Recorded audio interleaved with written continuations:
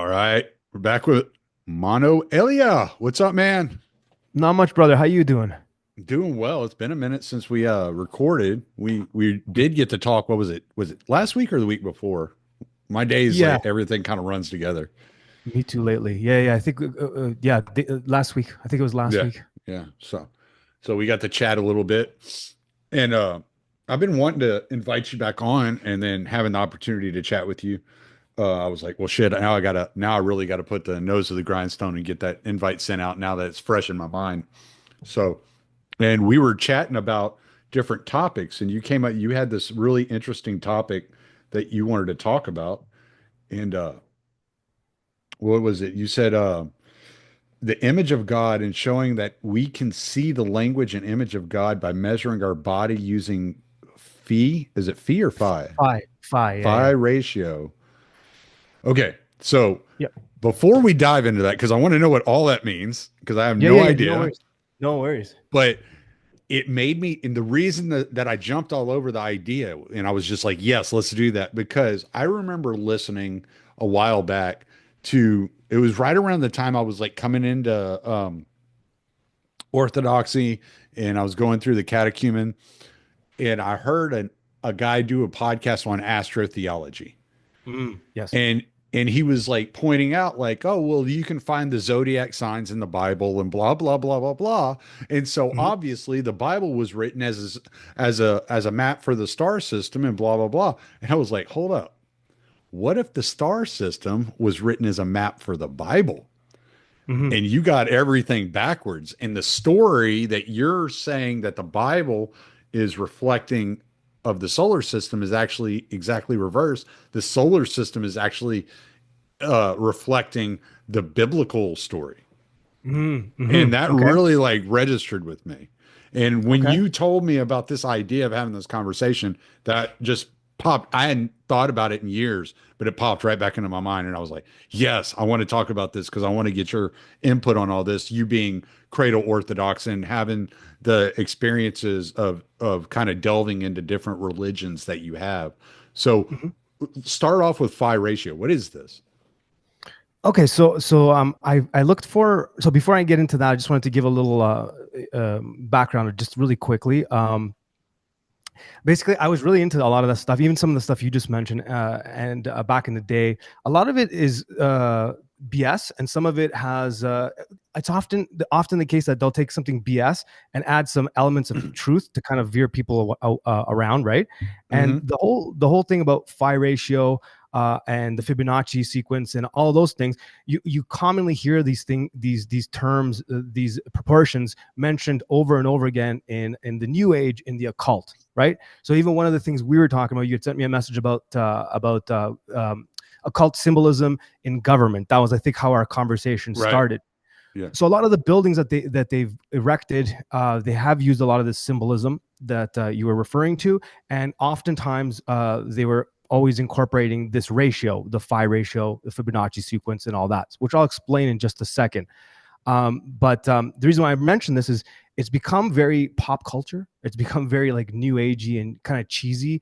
Mm-hmm. They've commandeered these terms, and they use them in an inverted, bastardized way. So I like the way you kind of put it with like looking at the universe in reverse. Maybe it's sort of God's language, let's say, right? Right. So the easiest way for me to explain it without taking up too much time and getting into math and all that, those proportions, which will bore everyone, because the goal here for me is to kind of be able to show this in a simplistic way, to kind of explain this to a child, to anybody, right? So I found a video that does a good job of helping me prove two things. Number one, that it'll explain the phi ratio and Fibonacci. Number two, it'll also show the inversion. So what I mean by that is the devil can't create. As Orthodox Christians, we know this and we've accepted this, that the devil can't create. All he can do is manipulate, lie, and deceive. So with this video, it'll show that they're trying to kind of almost point to like it being a little bit of a myth, which is the inversion of it. So it'll all make sense once we watch this and I explain a few things. Is that okay? Yeah. Okay, so how do I share my screen? I think I just gave you permission. Oh yeah. Okay, I've I was never used. trying, Let's I was, see. tr- Oh I was yeah, I trying. see it. You I got good? it. I got it. I Okay. got it. I think I got it. Oh wait, I have to click to this and then share my screen. How do I do that? I should have asked. Oh, I got it. So I've never used Zoom before, so my apologies to the viewers for watching me fumble around like an idiot. Okay, so this video You're does a good okay. job. I'm always fumbling around this thing like an idiot, and I use this thing all the time. All right, well, hey man, it's this weird technology stuff, dude. I feel like a boomer often. Well, it feels like well, I went away for 2 weeks. I come back and it's like they had changed the entire setup. And I was like looking at it. I was like speaking Greek all of a sudden. Yeah. It's true. I think Buck mentioned that too once we were talking. Okay, can you see my screen or is I it up can. there? Yeah. I Okay. see it. Okay, so I'm gonna hit this play. Probably won't play the whole thing. I think it's only like 4 minutes and a bit, but it's a great breakdown of this, and you can get a visual because that's kind of easier to understand with a visual. Okay.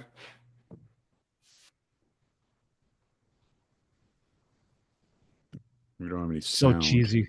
I don't have any sound.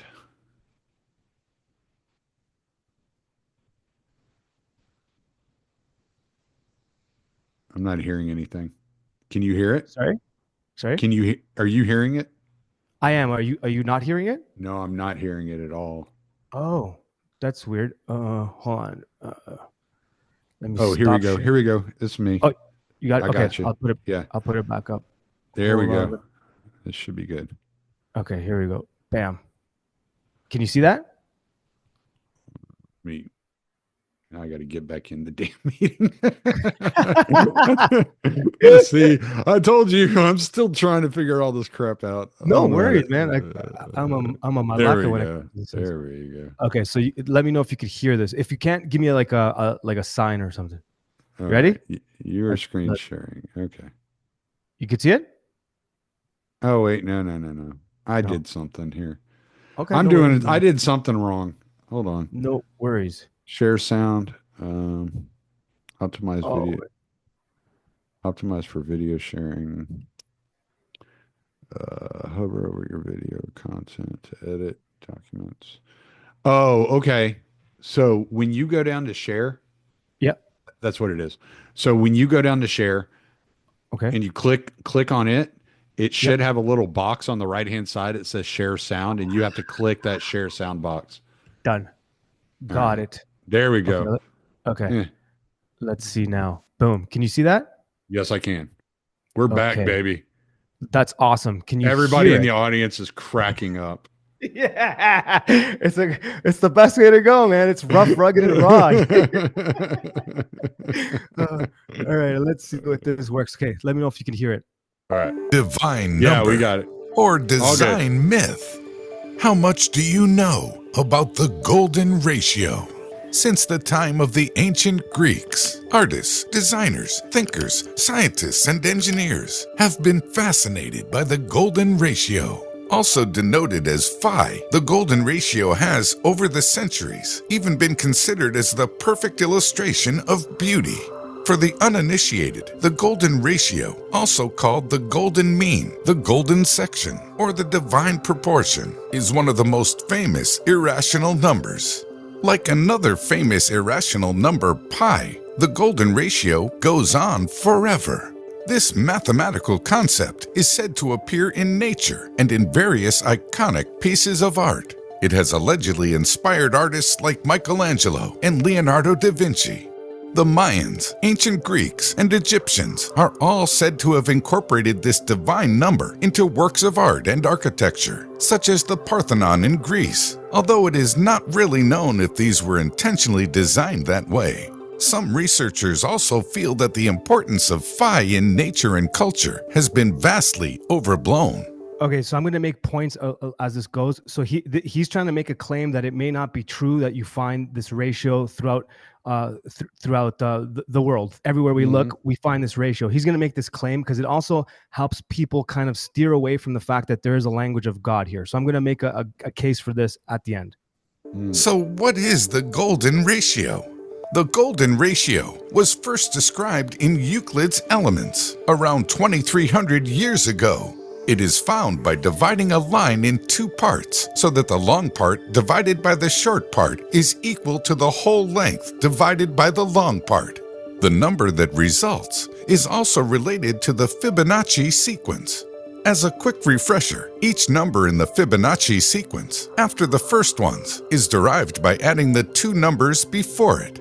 The ratio of each number to the previous number in the Fibonacci sequence is equal to phi, which is usually approximated as 1.618. Things get really fun though when you demonstrate this geometrically. That is because if you were to draw squares with the dimensions of the numbers in the sequence, you would create the famous golden rectangle.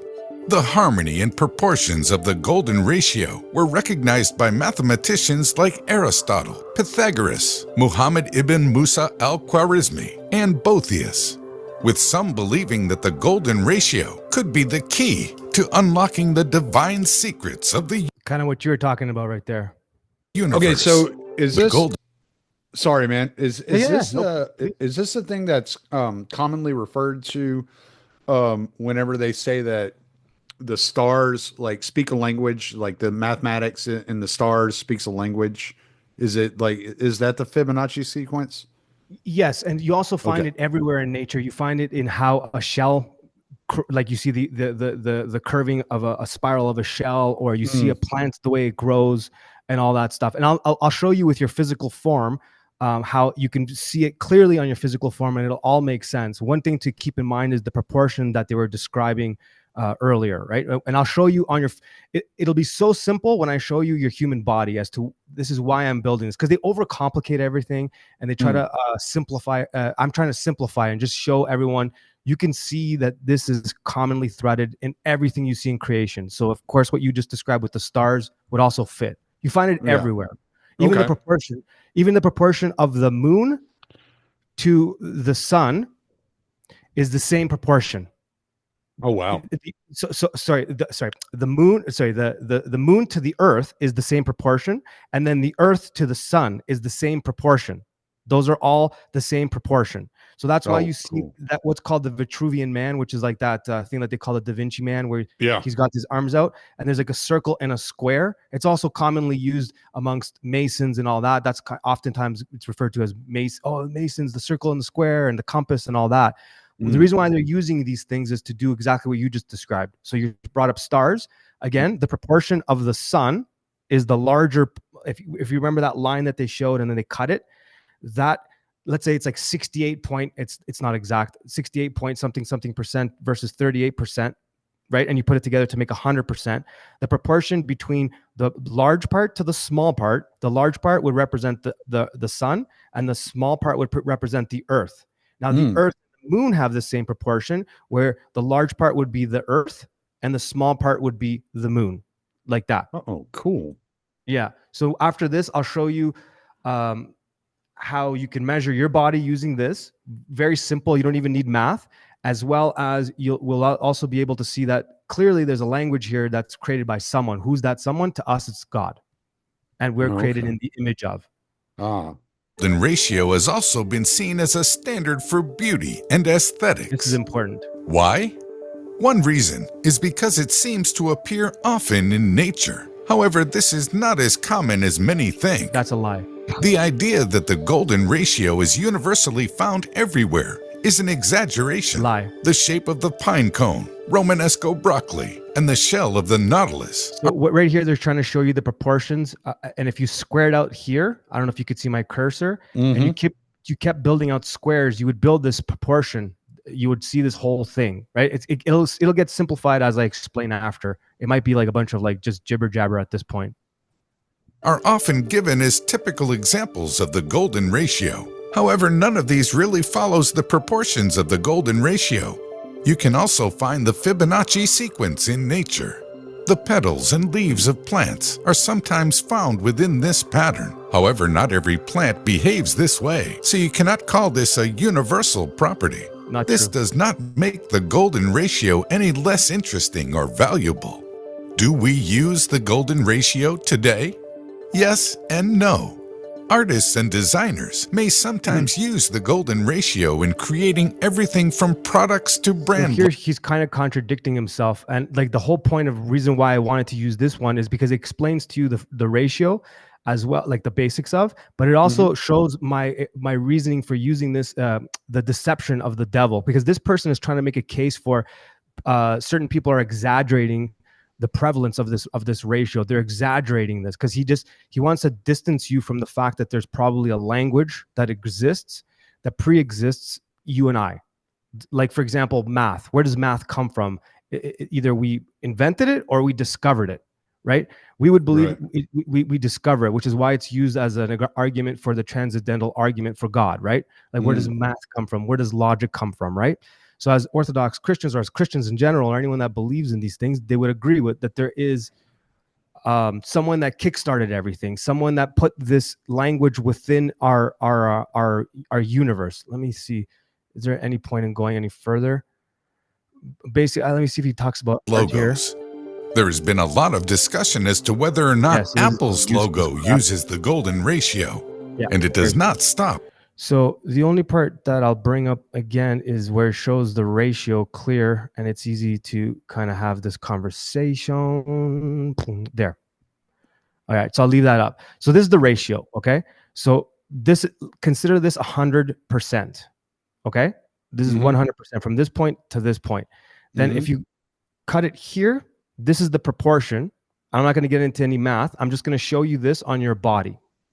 So the reason why I'm trying to develop this argument here for you and your audience is to show that you could take a lot of these concepts that a lot of the New Agers use and they just jabber on about, but we find it very prevalent within our communities as well. Like, you know, we use it in our iconography, the way that they design a church, like a Byzantine style church, or the onion domes in the Russian style churches. They're using that ratio to create that dome. Okay, they're using those proportions to create the shape of the church so that the sound vibrates within the building and creates a certain feeling. You with me so far? Yeah. So we find this in art as well, and we find it in something as complicated as creating a guitar or creating a violin. We use those proportions. If I didn't have that proportion applied to this guitar, this ukulele, this ukulele would not make sound. So this would be your 100%, as is shown in the example. Let me bring that back up. In the example here, right? So that would be your 100%, right? That would be your 100%. And then that portion here where it shows you the section off B, that would be this section here. Oh, okay. Okay. So now we believe that we're created in the image of God. Now, could we find these proportions in our body? The video made reference to something called the Fibonacci sequence. And that Fibonacci sequence is how we derive the beginnings of the phi ratio. Now, the Fibonacci sequence, it goes like this. You take so you go 1 + 1 = 2. Then what you do is you move over and you go 1 + 2. So you take the sum plus the last number, you add them together, and it gives you the number 3. You with me so far? Yes. And then you keep doing that over and over again, and you create this sequence, right? So it'd be like 1 and 1, 2, 1 and 2, 3, 2 and 3, 5, 3 and 5, 8, exactly, and so on. Okay. Exactly. Yeah. You just keep going. So your body has that number. You have 5 fingers. You don't have 6 fingers for most of us, right? Right. And then if you won't find you will not find a limb like that doesn't fit that equation. You have 5 limbs: your head, 2 arms, 2 legs. That's 5. Right? And you could just keep. You have 2 eyes. You have 2 nostrils. You have 1 nose. Your whole body is full of this number sequence. It will not derive from that. If it goes off of that, you'll end up having excuse me for the lack of the horrible word I'm going to use. Like you have a retardation, which means you're veering away from the natural sequence of things, right? Same thing with proportions, right? So this is the interesting thing. So that 100% is my arm from my shoulder to my fingertip. If you hold it out straight, that's the 100% that is shown in that diagram that I had here, right? Right. So you can clearly see from my shoulder to my fingertip is 100%. Now from this part here, B, that would be from my shoulder to my elbow. Yeah. That would be B, right? And then because obviously this is longer, this would be A, from my elbow to my fingertip. Oh, okay. Okay. Then you can go to the smallest portion of your body and you can find that same ratio, your finger. So your finger from your knuckle to the fingertip is your 100%. Those are the two marks here, correct? And then if you look at this B section, well, that's from here to here would be your that's your A, and this would be your B because it's the shorter. Yeah. Okay. So that follows throughout your whole entire body, that proportion. And one way you can clearly see it is if you take your fingertips, your thumb and your finger, and you take it and you put it to the tip of your nose and to the bottom of your chin, right here. You can measure your entire body with this right here. First of all, that is the exact distance between your pupils. So if you go between pupil to pupil, that is the distance. But if you want to mark it, if you take your finger here and you go and you use it as a compass like this, that's my earlobe. The opening of my ear. If I turn it, flip it this way, it goes to there. Boom, my eye. And you can map your whole entire body this way. My Adam's apple, if I take it this way and I turn it down like a compass, it hits my Adam's apple. Huh. So you can measure your entire body using this. And you can go actually, like, not to be perverted, but you can go all the way down and you can hit your heart. Then you can keep going down, belly button. And then you can keep going down. It'll go to your private areas. And you can measure your entire body this way. So if I take this proportion and I take it and I apply it to my finger, it is the exact distance between my thumb and my first knuckle. This is the same distance. That's wild. So the one of the ways they knew the difference between a Roman statue and a Greek statue, because they looked identical. The Romans, when they got to Greece, they would make replicas of the statues. So in today's world, if an archaeologist wants to know, is this a Roman statue or is it a Greek statue? Because the Greeks were pretty, excuse my terminology, anal about using this ratio. The Greek statue has this proportion throughout the whole thing. The Roman one does not as often. And that's one way that they know. Now, an interesting thing about this, is this subjective or is this objective, right? So this video here is trying to make it sound like, oh, it's not commonly found. Well, you go outside and look at some plants and you use the same tactic and you can measure using its like little knuckles on a plant. You'll find the same thing all the way through, okay? And this person here is trying to make this argument because they're going to go into art. Now, if you go into art, like, you know, like that garbage Bauhaus style boxy art that doesn't look pretty or whatever, they're not using these proportions at all. And it doesn't look as pretty. But some older buildings or pretty buildings that we see, they use this proportion. Well, right. So, it's almost like that's what, like, the modernism has intentionally gotten away from this because like they're trying to depress the people, right? When you're what is the there's some kind of you would know this because you were in the music industry, but isn't there some sort of note that's like considered like the perfect note or the perfect frequency or something like that? And a lot of people like used to use it, but people have gone away from it. They call it 432 hertz. Yeah, there you go. And you can trace like the man's depression along with the abandoning of the aesthetic, let's say, and the frequencies. Absolutely. You make a really great point there. And that's the point I'm trying to make, is if you look at cities designed with this proportion and with this in mind, for example, Constantinople, of course, we're going to use that as an example. The entire Washington, D.C. Yes. Now, what they've done is they've done the inversion of what the example you gave with the note, right? So they will use geometry, but they'll use it in a way where it's kind of like a sigil. It's kind of like they've built an entire city as if it's a sigil. Right. Kind of. But I know they used like the Masonic formula in order to create the city. And when you look at the way that the streets are structured and the city is structured, it's very proportional. Absolutely. I had a book over here about that. Actually, I don't know where it is now, but yes, that's very true. That's very true. And you find that with like DC, you find that with the Vatican, you find that with the city of London, those three corporate cities. It's just full of that. It's full of that what you're talking about, those proportions. They're trying to communicate a different message by using these proportions. They're almost like as if they're trying to conjure up a certain type of spirit, both metaphysical and also like within the human being. So you brought up a good point where a lot of this stuff, if you're exposed to too much of it, it'll kind of cause a form of depression. And you're 100% correct in saying so. When you walk into a city with this beauty that I'm describing, you feel happier. Yeah, You you brought feel up Constantinople, man. I'm sorry, I didn't mean to yeah. like derail you. No, no, you didn't at all. No, this is perfect because no, you didn't derail me at all. You actually helped make my point, and you're 100% correct.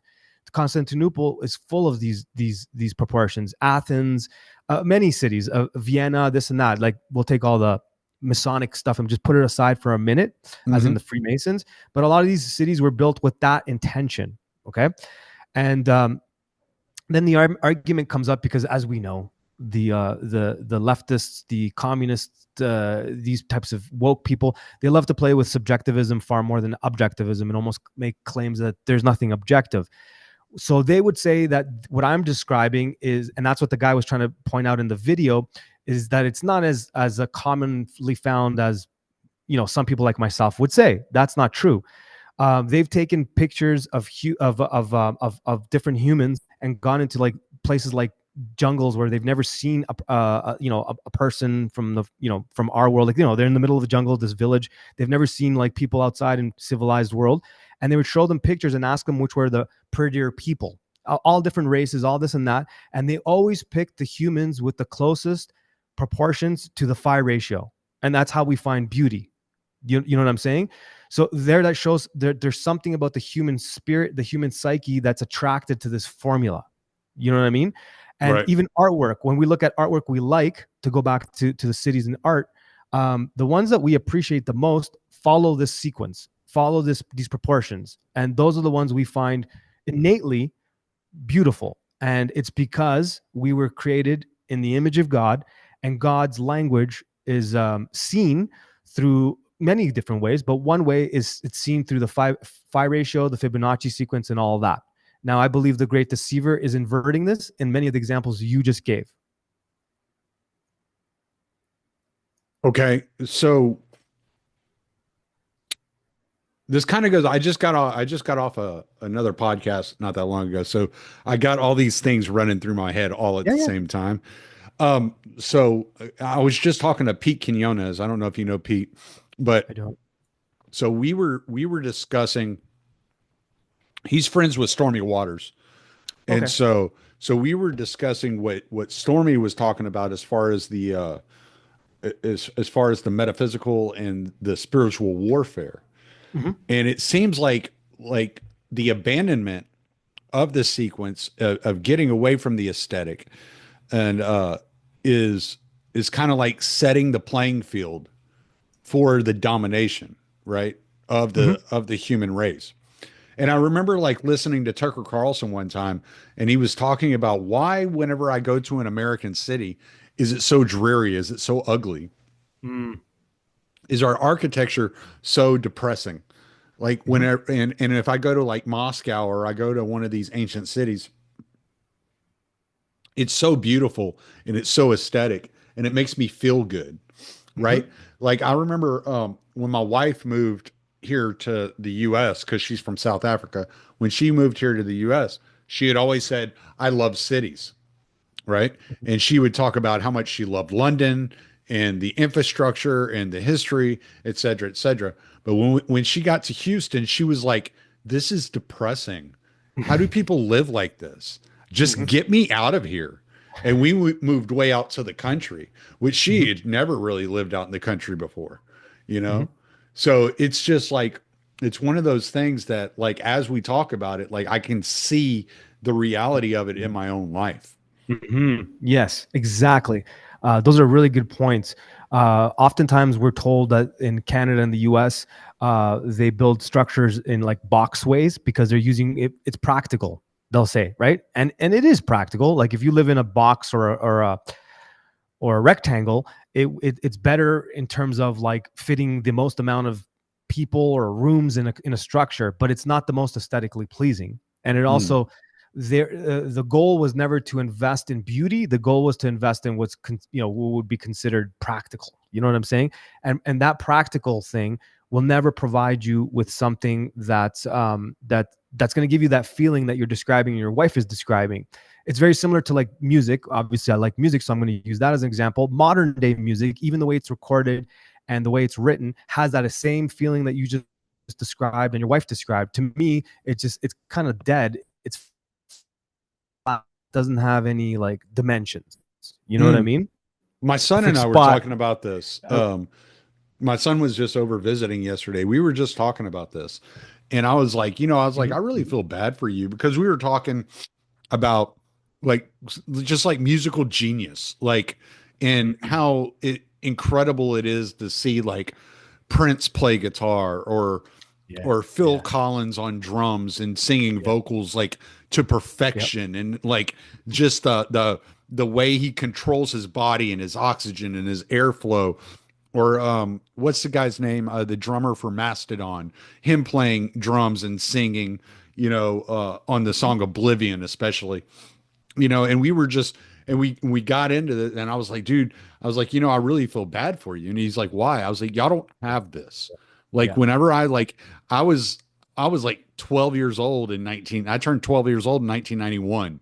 Like Mhm. that's when like Nirvana, Alice in Chains, Soundgarden, Pearl Mhm. Jam all just came out of nowhere. And Mhm. I lived through this musical revolution that took place, and I was like, since then, there's been nothing new. Like there have been Yes. new bands, but there's Yep. been nothing new, nothing That's it. exciting. No Mhm. true revolutionary like sound has been created since then. And it's kind of depressing because, my dad's generation got it in the 70s. Then we Yep. lived through it in the 90s. And it's like Yep. my kids completely missed out on it. Like it just never I know. came. I know.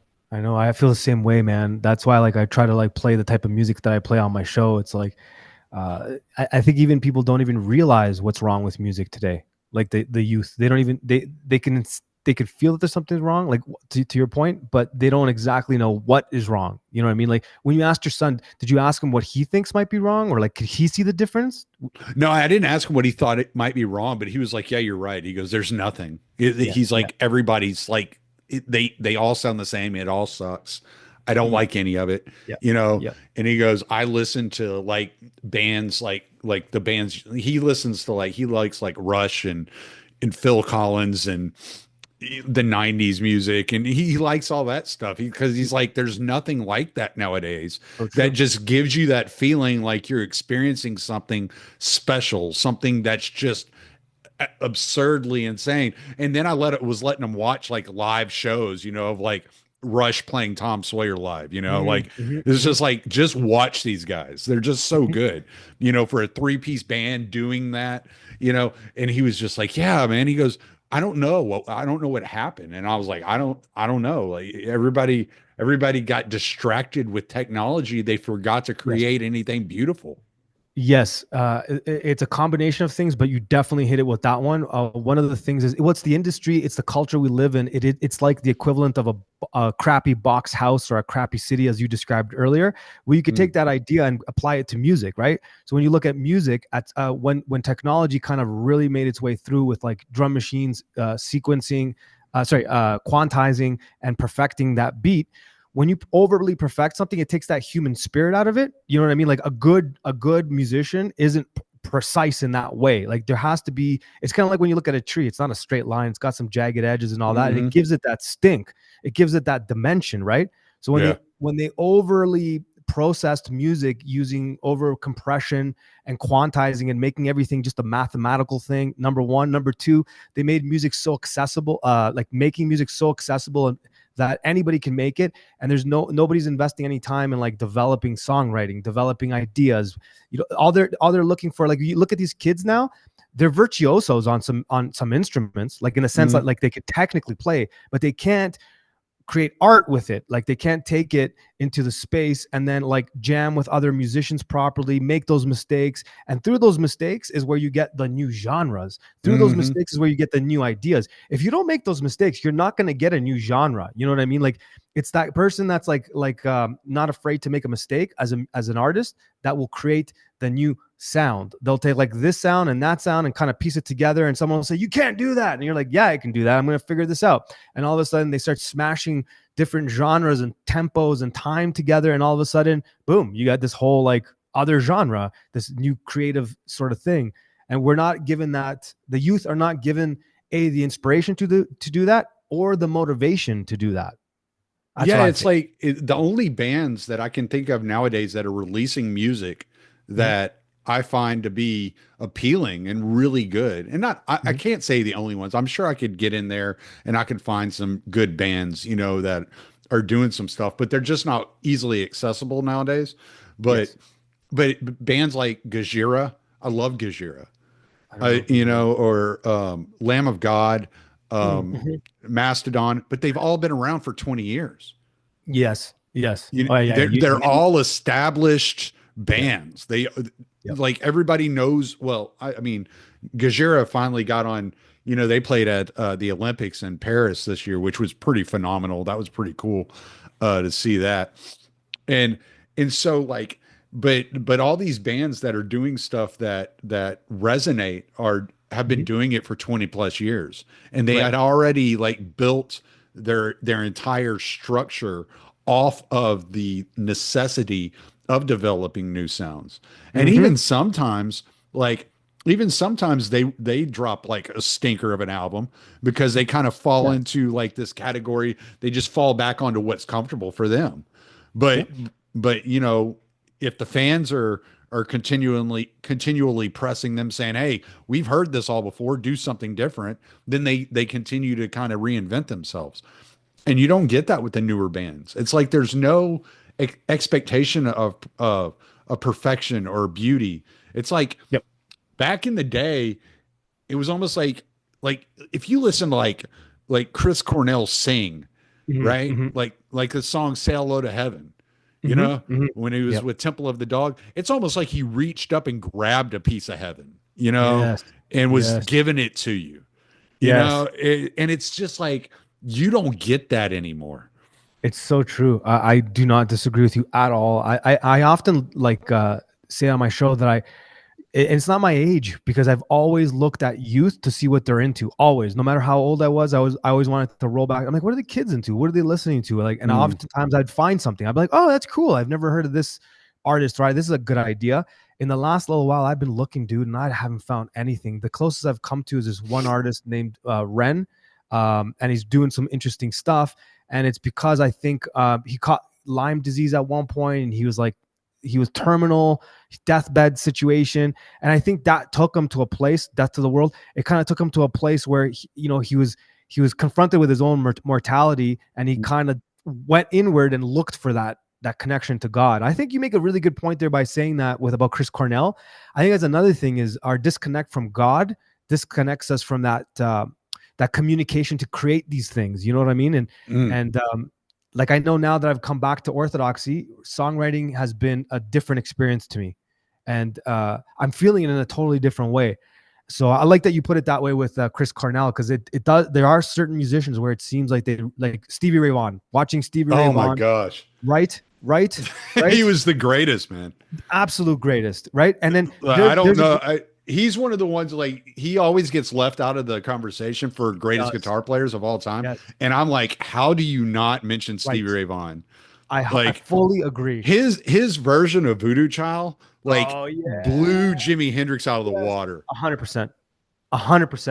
And you know what? I was one of those idiots that overlooked them. You know, and in the last couple of years, I came back. Well, I was lucky to grow up in Texas, and we had no choice but to listen to him. Of course, right? And I think it was about 7 or 8 years ago, I started going back to Stevie, and I was like, why did I overlook this guy? And you're 100% right. His version of Voodoo Child and all, just better than Hendrix, and his style. It's not imitative. It's inspired by. Like, did you ever see that live concert where he plays with Albert King? Of course, I was just going to talk about that. That's so good. We keep getting kicked off. Our show keeps getting shut down every time I play that. Like, anytime I play Stevie, yeah, man, I don't know what it is. YouTube does not like Stevie. Explain this to me as a Texan. Why did they desecrate his statue? What is the issue with Stevie? Because clearly there's a problem. Like, I don't know what it is. He's not a racist. What is the problem? You know, like why did I he didn't do know that? anything about this. I hadn't heard about this. Yeah, in Dallas, I think it was during the whole BLA stuff or whatever, this and that. I'm just like, come on, man, it's Stevie, dude. Like, what are you gonna like? What are you gonna say about Stevie? Yeah, I He's don't just know. like a legend. Like, Yeah. just and that's like that's one of the best examples to everything you said and I'm saying about proportions. Maybe they were mad because he took a black man's song and made it better. maybe maybe that's it. Maybe that's You it. know, they call Elvis a racist because of that. I'm surprised they Yeah. haven't gotten over to the Rolling Stones and to the Yeah. Beatles yet. Oh, they will. They will. They absolutely will. Well, Stevie, the thing is, Albert King, the one I think one of, or maybe even the only musician he respected, appreciated, because he was known for being like pretty cold. He didn't like Jimi Hendrix and all that stuff, but Right. he loved Stevie. He He looked did at love him Stevie some as like Stevie. loved him. Stevie, BB King. Mm-hmm. Yeah. Come on, man, Stevie Ray Vaughan. We got to do something about Stevie. Maybe Yeah. when I get to Texas, we'll figure this out. Yeah. Well, we'll have to do something. For sure. For sure. My mom's listening right now going, "Oh my God, they're talking Stevie Ray Vaughan on the podcast."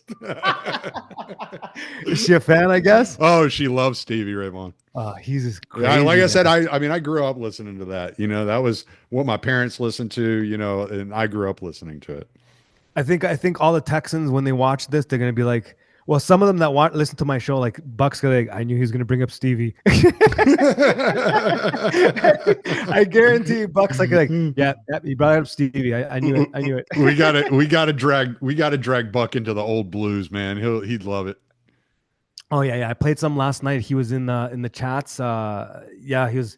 We were listening to Lightning Hopkins, a little bit of Muddy Waters. I was showing Howlin' the Wolf. kids Howlin' Wolf. Yeah, one of Yeah. my favorites, dude. Oh, Howlin' Wolf, man. Love that guy. Love that guy. Yeah. So what are you listening to now? I don't listen to music hardly at all. Okay. I'll get in moods. Like we went through it last night. I mean, but like our playlist was crazy because we were talking about music last night, obviously, and I was just like, I asked my son, have you like you ever seen the Phil Collins live playing In the Air Tonight? And he goes, Yes. no. I was like, dude, it's phenomenal. You got to watch this. It is. And so my It wife's is. like, "Oh, I love that song. You got to turn it on." And I was like, "Okay, cool." So we turned that on, and then we went from that, and then we moved over to like we listened to that song, then we listened to Mastodon, then we went and listened to then I put on Tool Numa, Yep. the Danny Yep. Carey drum cam. I put that on so we could watch Yes. Danny Carey play, and Yep. you know, then we went and played some Meshuggah, Thomas Uh-huh. Hawk playing Bleed on the drum cam. Mhm. And you know, so we were jumping all over the place, man, listening to all kinds of stuff that probably had no business being played all at the same time. No, those You all know? make sense. Those all make sense. Yeah, you're like a big metalhead and prog rock guy. That's right. I Yes, forgot that. I love progressive metal. Yes. My dad introduced me to Kansas and Rush and Yes when I was a kid, and so Okay. I grew up listening to progressive rock. Yeah. I was never a big prog rock guy, and then as I got older, I still don't listen to it. Like I'm with Buck on like I can't listen to Rush or all that stuff, but I do hear and see like massive skill that's required. Geddy Lee playing bass lines like that and singing, that's just crazy impressive. and then crazy when impressive. he's playing keyboard, Yeah. keyboard and singing, and he's playing the foot pedals to Yeah. get the bass. It's like, Yeah. dude, like Yeah, how it's does nuts. this guy do this crap? It's You know, it's so yeah, no, true. there's something amazing about seeing somebody that is so talented and Mhm. so at the top of the game Mhm. that there's Mhm. nobody else. Like if you go watch Primus, right? Yeah. Like, Oh yeah. it's just Love like Les Claypool. insane, man. You're Yes, like, I saw what Les is live. happening? You Oh, know? Primus. See, that I love Primus. I saw Les Claypool a couple of times because he was on the label that I was working on, and dude, he is insane live. Like he was like his solo project. So he had that weird bass stick thing that he has. I don't know if you've ever seen that. yeah. I was watching him do that, and then he'd play that, and then he had a bass on him, and then he would just like flip back and forth. I don't know how he was doing it. Like, what are you He's doing? How is that insane. possible? And Oh, it's yeah, just Les like when you're Claypool. watching somebody with that much like talent and expertise, whether it's Geddy Lee or Neil Peart Yeah, or yeah, Thomas yeah. Hawk or Mhm. um, Danny Carey. It's there's just something phenomenal about seeing that type of dedication and expertise Oh come yeah. right there in your face, Oh and yeah. then they make it look so easy, and it's like, oh my So true. goodness, I can Yeah. barely walk and chew gum at the same time, you know? Well, if you like Danny Carey, hopefully we'll be releasing some unreleased Justin Marler stuff soon, Mm, under our little label thing that we're putting together, and some Father Turbo, just a little bit of a plug, and a few other artists, all Orthodox artists that are incredible. Lots of Texans, Gene Reeves and a few others. Anyways, uh, there's this project that Justin Marler was working on at one point, and the drummer really reminds. Well, he even said it. Justin even said it's like Danny Carey. It's like the oh, really? craziest drum beats. Yeah, yeah. It's nuts. It's unreleased, and I can't send it to you, but I could show you clips that I've played on air. Dude, you'll freak out. It's crazy, crazy, Nice, crazy. nice. It's kind of like sleep meets two, in the sense like the drumming is just like what is happening here. My brain and Mm. my face are melting. Oh my goodness. Yeah. Oh, you froze I've again. been, Oh, I've there you're been, back. You're back. You're back. I've been texting with Justin, so we're supposed to get him on because I was a huge Sleep fan back in the day. Always, Mm. always a big fan of High on Fire and Sleep. So yeah, I got to get him on, and Yeah, he's incredible. yeah, yeah, we were texting, and he had some stuff going on, and I'm like, well, I'm not, I'm not free. I was about to go leave for go up to Magnolia to see the Hawaiian Everon icon. So Oh yeah. Did you go see yeah, that? I did. I did. Oh, tell me about it. Tell me about it. Oh, it was amazing, man. It was, she was so beautiful.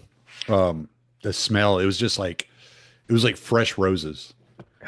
It's Yeah. just, yeah, like, and they took like a small icon and laid it on top of the glass to get some of the myrrh. Hmm. And, and the whole time I'm driving home, it's like the scent would go away. And then all of a sudden out of Hmm. nowhere, boom, it would pop back up. Mm. And I've kept it in my car just in case it decides, like, just to give me that little bit, when I'm driving to work or something.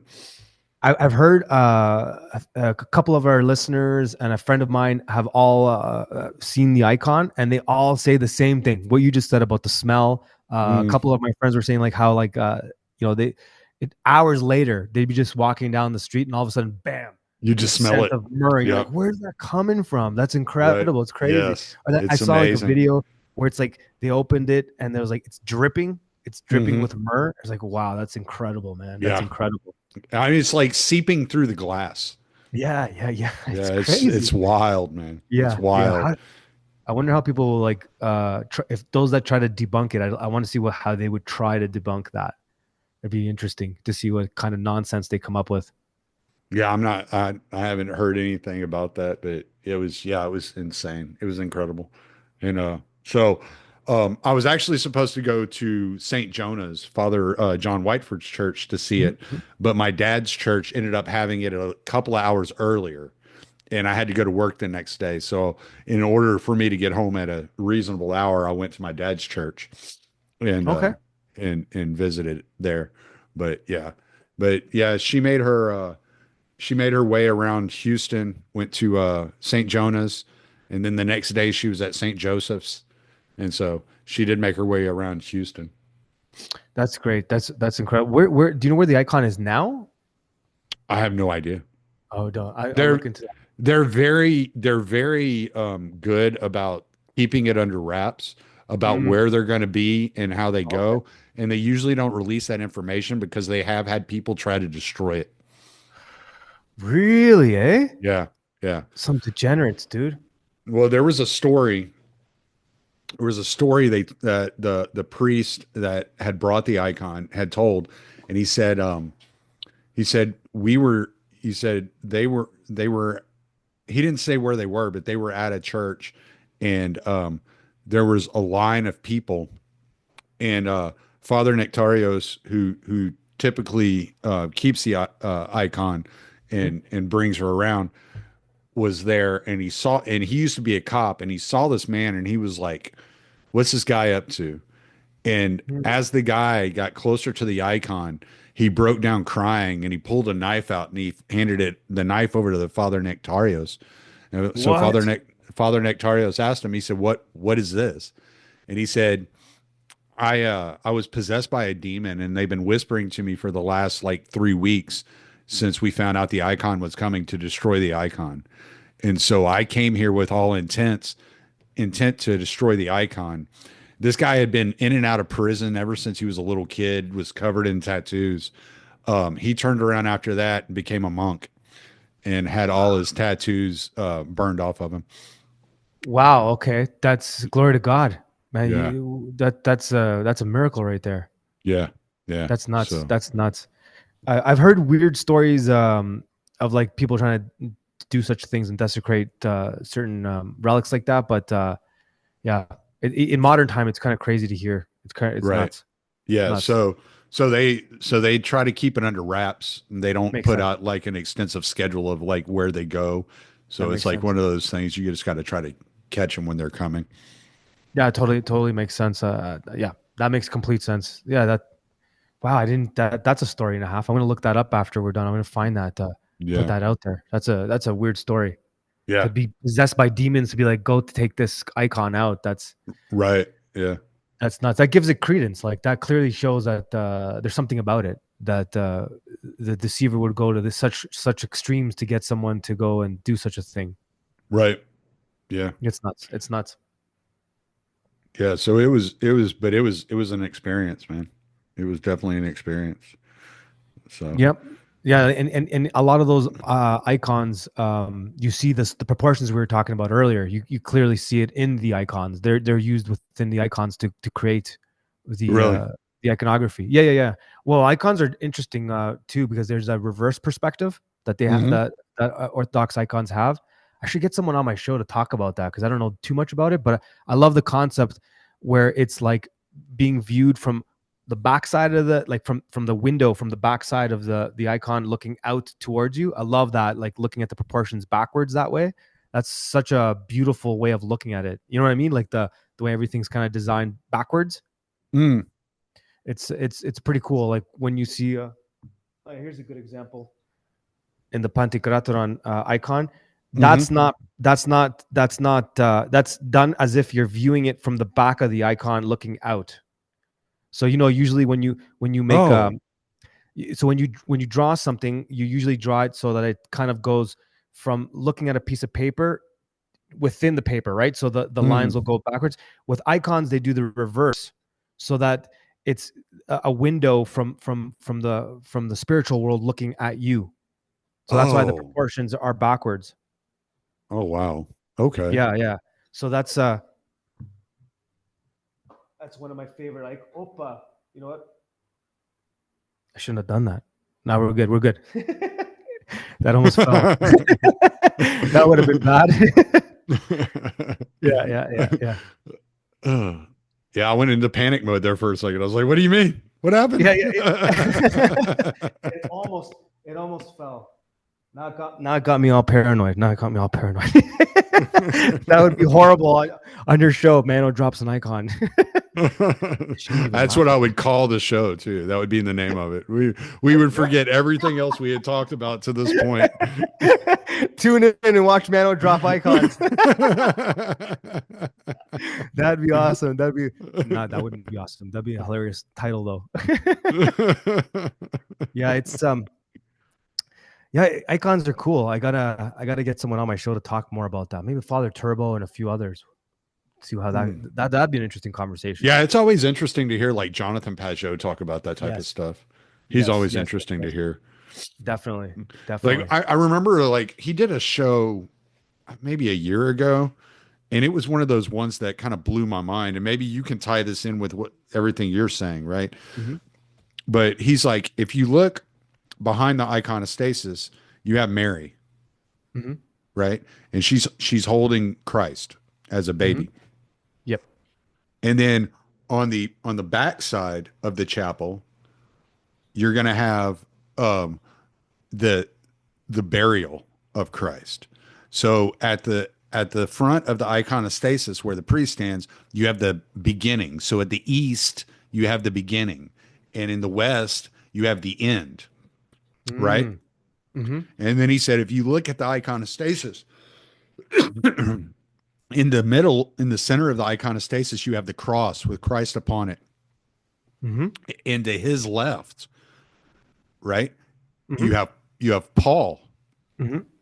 and you'll have Thomas, and on the right, on his right, you'll have like Peter, and you'll have John, right? So the left isn't always like left hand as far as like evil. He Mm-hmm. said, remember, Paul called himself a fool for Christ, Yeah. right? And Uh-huh. so you have the straight lace, you have the Peter, the John, the Andrew, and then you have the fools for Christ, doubting Thomas, Paul, Mm. all these other people on his left hand.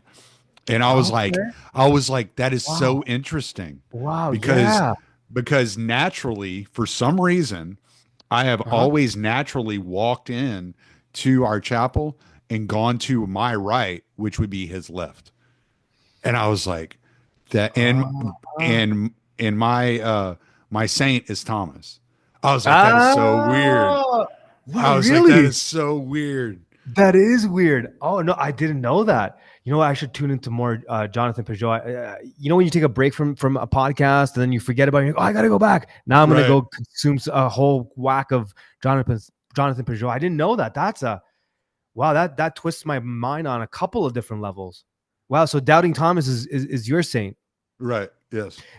I had Cyprian on a month or so ago, maybe a bit longer now, and he made this really interesting point about doubting Thomas that I can relate to too, because his, Cyprian's background and my background is in the occult, and he brought up doubting Thomas, where doubting Thomas needed. And forgive me if I incorrectly describe this, Cyprian, if you're watching this, but he does a really good job of breaking down how because doubting Thomas required that little extra evidence to like actually put his hand in there and kind of see it. Because of it, Christ asks more of him, which is one of the reasons why he goes the furthest out of all the apostles and makes his way all the way to India and such.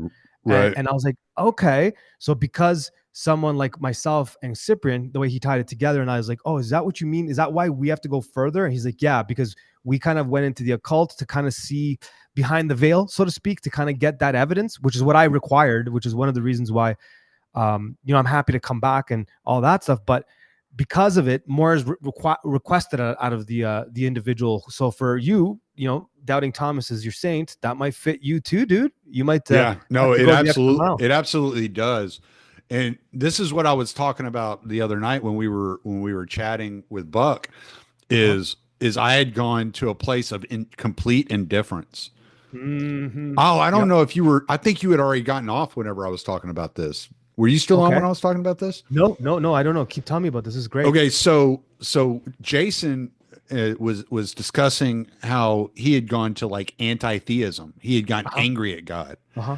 But see, I never got angry at God. I was just completely indifferent to the possibility of a God. Okay. And I just kind of like was like, it doesn't matter. Like, what does it matter? Even if there is, what is it for me? What does it mean to me? You know? And so I had gone to a very difficult place to come out of because I was completely indifferent to whether there was or not. And so, Yep. I still, to this day, I mean, we're talking 2 years later after joining the church, I still fight the indifference.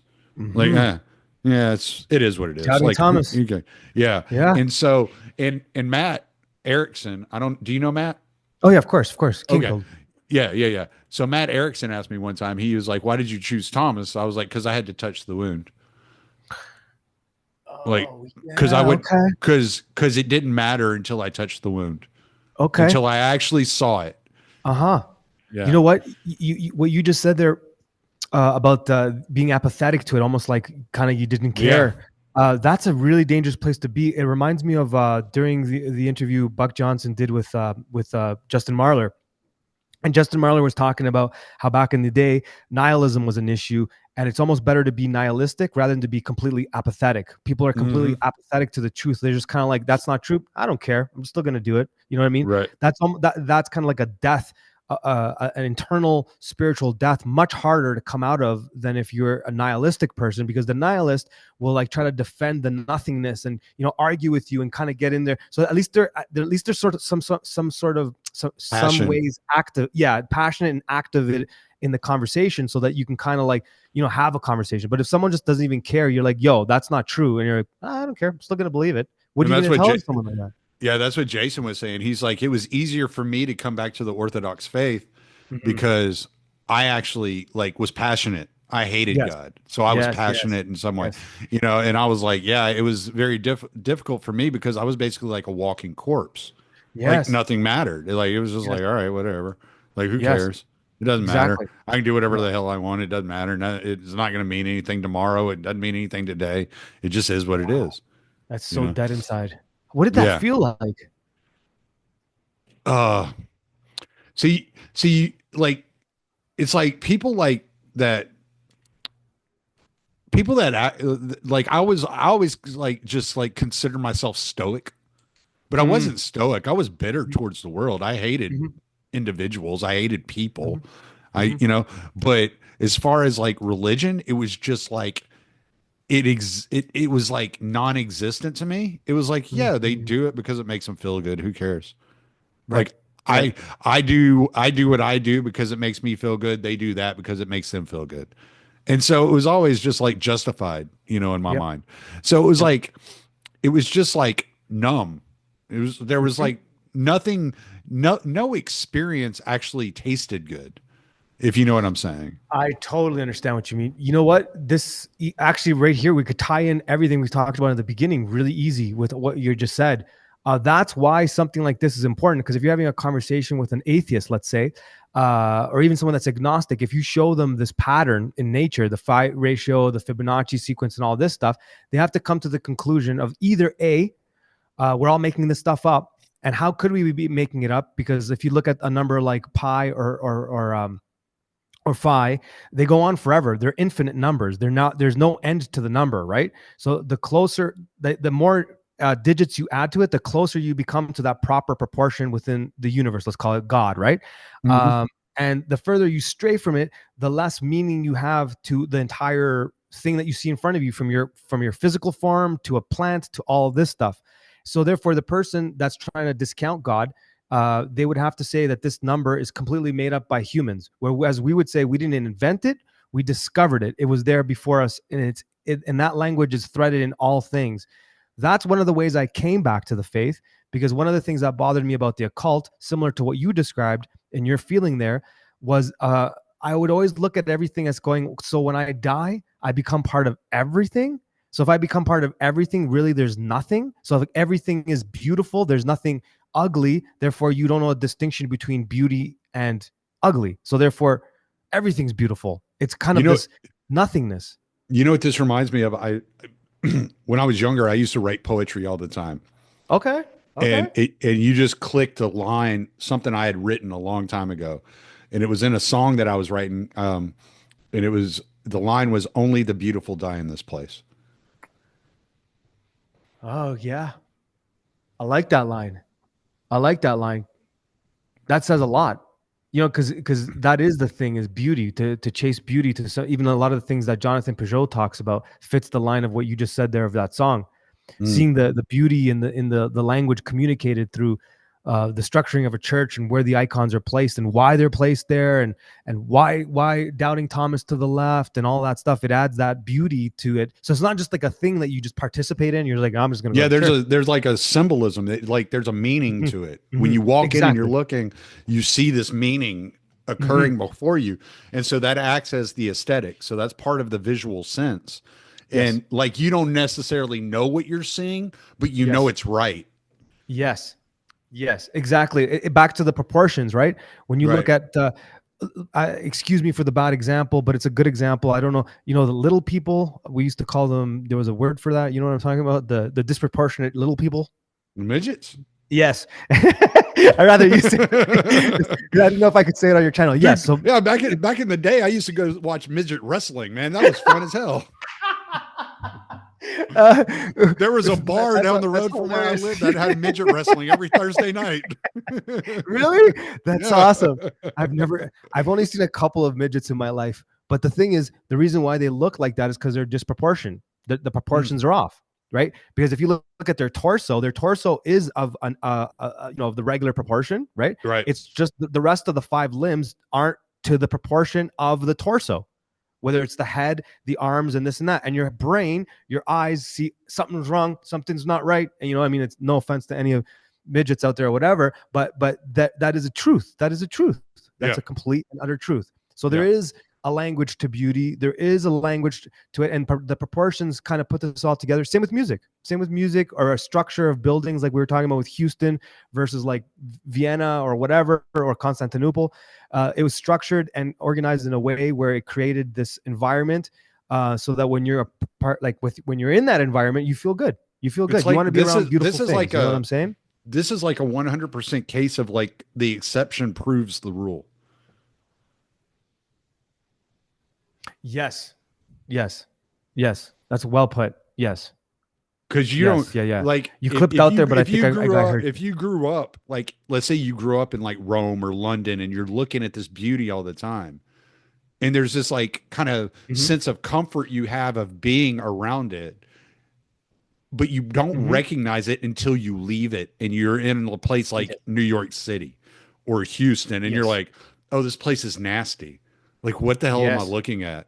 You know? Yes. Yes. And Yes. Yes. maybe Yes. you can't even place like what it is, but there's this Uh-huh. feeling about it that you're just like, nothing here is right. Absolutely. And it goes back to the image of God. It's not designed with the proportions and the image of God that was intended to be a way of communicating. So like Yeah. those whether it's a piece of art, whether it's architecture, whether it's a song, whether it's whatever, if it follows those proportions, it's comfortable, it's beautiful, it makes you feel good. You know what I mean? And if Mm, if, if it's broken from that, it's like walking around a bunch of buildings that are boxes. right. It's gross, it's boring. It's like, what is this? What am I looking at, right? Well, And then and you look at, nobody yeah. goes and sits in the middle of Houston for relaxation, but they'll go sit in the middle of a forest. Why is that? Exactly. I love that. I just had an image of you just walking with your wife and just sitting in a bunch of box buildings and be like, Yeah, honey, right. are Yeah, just we sit in in the middle of peace? this, sit in the middle of an intersection, just hoping to get hit by a fucking car. Exactly. And then we wonder why we're in a nihilistic society. You know what I mean? Right. Then we wonder why we don't want to communicate. We don't have conversation. Actually, that's a good example, is like some cities that are like walkable cities, or cities that are designed in a particular way. They're designed to encourage human connection. They're designed to encourage you and your wife to go for a walk. Right, like, would you go, honey, let's go for a walk in the middle of Houston? But if you're Mm. if you're in, like, if you're in Athens St. or whatever, Louis. you'll be like, let's go for a walk. Yeah, Right. St. Louis is created to be walked. Mm-hmm. You know, Mm-hmm. I okay, so I've driven truck all over this country, and I've seen every major city in the country. I can say Okay. without a doubt. You know which one I always was like kind of like intrigued by, that I always liked, and I'm wondering how much the architecture played into that, and the city was almost dead in reality, Okay. was Cincinnati. I Oh, I loved didn't Cincinnati. see I that. loved I didn't see that Cincinnati. coming. Really? I love the buildings. I just love the like structure of the city. Yeah, and it was like it's part of the Rust Belt. It's like dead. Like there's nothing going on there. Most of the buildings are shut down, but it's like the architecture that I really like it. Hmm. Yeah, Every time I hear Cincinnati, I always think of WKRP KRP in in Cincinnati. Cincinnati. All the Gen Xers are like, oh yeah, Cincinnati. I didn't think of that. Yeah, One of the I always cities. enjoyed Cincinnati. It was always like I always enjoyed driving through Cincinnati. I always liked it. I mean, there were What's others. Baltimore was what's New beautiful. Orleans like? Like New you, Orleans, yeah. In terms New of Orleans. beauty. I wouldn't say. I mean, yeah, New Orleans has like a lot of old buildings, and it's pretty. The Okay. thing that Yeah, turns that's me off about New Orleans is the fact that they have you know um, all the festivals and stuff down there, so that kind of turns me off Mm, by it because, mhm, mhm. but they do have a lot of they have the old cemeteries which are really cool. And Yeah. like back in Louisiana back in the day, they used to build like basically like they were like tombs, right? So Mhm, they're like above ground cemeteries. So mhm, it's this like concrete box over the ground that they mhm. bury the person in because Yep. if you would bury them under the ground and flood came through, it would wash the body up out of the ground and the bodies would be floating down the Yep. down the street. So Yep. they would build like these like tombs, and it's really aesthetically pleasing, um, like the old cemetery style. It's really very aesthetically pleasing, and yeah, the buildings in New Orleans are very nice. I like New Orleans a lot. I Yeah. also New like Orleans is I also think Baltimore. Like I've never driven through the center of Baltimore, okay. but I've driven around Baltimore.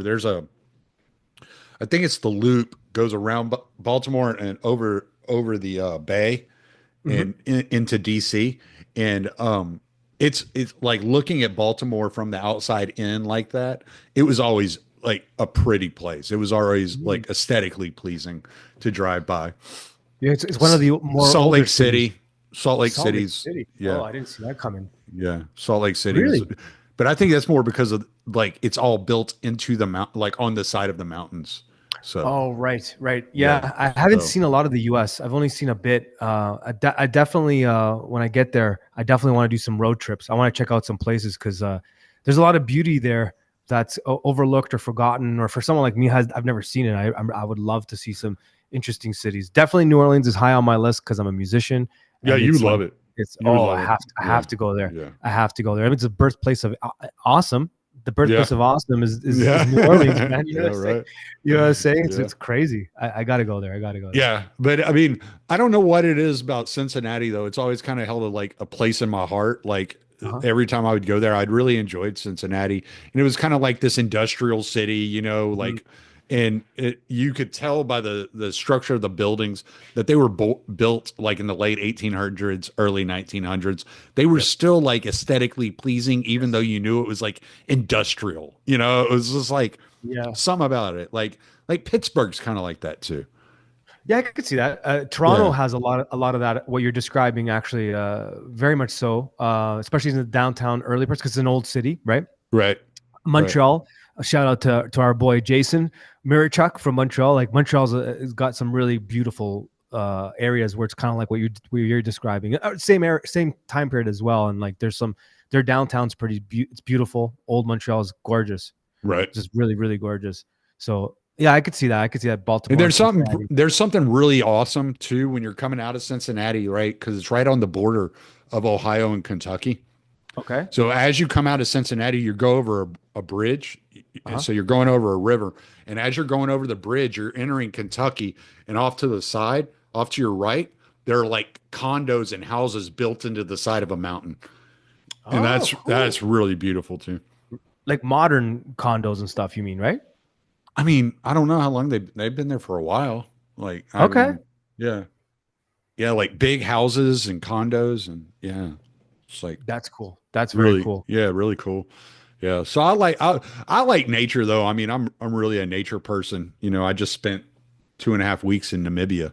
So it's like What's in the midi? Sorry, I don't know what that is. What is Namibia that? is it's in Southwest Africa. It's a country in Southwest Africa. Oh, right. Okay. Oh, So cool. What so was it's that like? basically it's basically like if you take New Mexico, Wyoming, and Montana and just mash them together and make one country out of them. It's Wow. kind of like that. Wow. Wow. So they have crazy forests then. No, no, it's all like rocky and desert Oh, okay. and When you said yeah. Montana, I just pictured No, forests. I'm thinking of the mountainsides, the mountains, Oh, and okay, okay, yeah, okay, okay. Yeah, yeah, yeah. yeah. Because that's part Like of the. I guess North or South Dakota would probably be better, like a better Okay. representation. Yeah. Very cool. Very cool. So, but Very yeah, cool. yeah, I enjoyed it, and it was just like it's a country probably like I don't know, probably twice the size of Texas, but it's got like only 3 million people live in it. So Oh, okay. That's yeah, tiny. so it's just vacant. It's Wow. so nice. Yeah. What's the infrastructure there like? Is it like nuts? Like government and all that stuff? Is it stable or is it pretty They're pretty, chill? yeah, they're pretty stable. Yeah, Okay, cool. yeah, that's pretty. They're not a lot going on. You know, I mean, there's corruption just like everywhere else, but Oh yeah, I'm in Mexico, man. I get it. yeah. I, It's like I that's get what it. you get when you have government. They're corrupt. I mean, that's just Yeah, the way it works, right? it seems to always go that way. But that's one thing I like about Mexico is like the street, like the people of the streets, like if it doesn't make sense, they just don't participate. They're like, do this. I'm like, yeah, I don't think so. I'm not gonna do that. Like Whatever. every here, man, people like they're pretty chill like that, dude. You can literally pull up with your truck, go into like a parking lot and just start serving people right out of the back of your car. And no Yeah. one blinks an eye. It's awesome. Yeah, It's that's awesome. how it is over there. Yeah. It's Yeah. awesome. I love that type of freedom. I do. I Yeah. mean, it's not for everyone. You know what I mean? Like if you're expecting things to be like organized and stuff like that, like they're in the U.S. and Canada, they're not. But No. you could pretty much do whatever you want within reason. It's pretty cool. Yeah. Yeah. It's pretty cool. And it's like, like in South Africa or Namibia, like they have these like little shanty towns like right outside the cities. Yeah. So like, how our homeless like live up under bridges here in the US, they'll live under bridges in cities.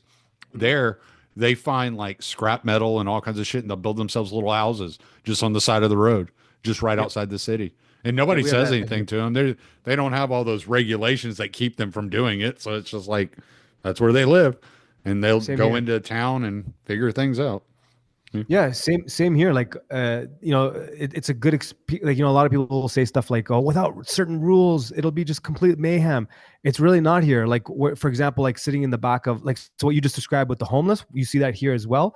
You also Mhm. see like, people in the back of a pickup truck, a whole family rolling down the highway, but you don't hear people dying and flying out of it. But like in Yeah. Canada, they would just lose their minds. They're like, people are gonna die, everyone's gonna die, everyone's gonna die. It's like it's not like that. It's not like that. Yeah. Yeah. I think you have to be 17 to ride in the back of a pickup anymore. I remember Oh, growing you up could as do a that? kid. Yeah. Yeah. Yeah, Oh, cool. I you'll love you'll Texas, see man. you'll see construction workers and stuff like that riding in back of pickups around here. But like when I was a kid, we used to ride in back of pickups when we were little. Like we Love actually begged to. We were like, I want to ride in the back of the pickup. I want to ride in the back. And so, that was just normal back I have no then. idea what you said. Sorry. Oh, I was saying Yeah, back yeah, when I was totally. younger, growing up, like we rode in the back of pickups all the time. I love that, man. Like I really do. In Canada, they would lose their mind, man. I think most if a Texan went to Canada to just see what it was like, they would just absolutely like be like, "Get me the hell out of here! Get me out of here!" You authoritarians. Oh, absolutely. You want me to leave my gun where? I'm not leaving. No, dude. It's crazy there. There's like a law and a rule for any little thing you do. I heard Crazy. did you hear about Trump telling Trudeau he would just turn Canada into the 51st state? I did. I did. Somebody asked me like, Somebody asked this guy, they said, so if Canada became the 51st state, what would we call it? And he said North Texas. I would be okay with that, man. I'm like, no problem. Come on up, guys. Let's do this. Let's do this. Yeah. And I was like, someone asked me, I'm like, dude, I'm in Mexico. And they just kept asking me. I'm like, buddy, I'm in Mexico. I'm looking to move to Texas. What does that tell you? It's like, that'd be hilarious. Canadians would lose their mind. Did you see that they're gonna confiscate a whole whack of guns now? 300 and something makes of guns in Canada are gonna be illegal, and they're gonna Oh no. ship them off to the Ukraine. Oh, you haven't heard I, about this? It's crazy. no, I thought all guns were illegal in Canada. I didn't know they had any guns. Oh no, we were able to, especially back in the day. Oh yeah, you could buy most things. I mean, not everything like fully automatics and stuff like that. But actually, I think you could in Alberta. No, you used to be able to. A buddy of mine here, he has like a bunker full of guns. But now they've banned 300 and something odd guns now, and they're going to confiscate them from Canadians, and they're going to send them to the Ukraine. And No there's this video where so that they could help with the whole battle. There's a video of Putin while he was told this, he just starts laughing because like most of the guns are like hunting rifles and stuff like that. What are you gonna do? What are you gonna do with a hunting rifle? It's so ridiculous. Canada is such a joke, man. Oh my god, I can't believe it. I can't believe what's happened to that place. Anyways, sorry, It's I went off on crazy. Canada. No, that's okay. Well, hey, go ahead and plug your stuff, man, and we'll wrap it up. Absolutely. If anyone wants to check us out, we're on, wherever, Instagram, YouTube, the study of stuff. We're putting together a site now. It's in works, but it's up. It's called borednomore.net. It's where we're going to be making it a home base for a bunch of Orthodox online content creators. So yeah, check us out there. We do our thing, and it's fun times in the study of stuff. We also have the radio show every Sunday, SOS Radio. We play music. We play a lot of Orthodox content as well. A lot of Orthodox musicians: Justin Marler, Gene Reeves, Doug Burr, who's also a Texan. A lot of Texans, it seems. But yeah, that's what we do. Orthodoxy is getting big here in Texas. I know. I can't wait to be a part of it. Yeah, that's awesome, man. Well, I appreciate you coming on, man. This was a fun conversation. I hope everybody got as much out of it as I did. I find things like this so intriguing. Thanks for having me on, Tommy. I really appreciate it. We're gonna set up a time for you to jump on the SOS. I gotta talk to you a little bit more.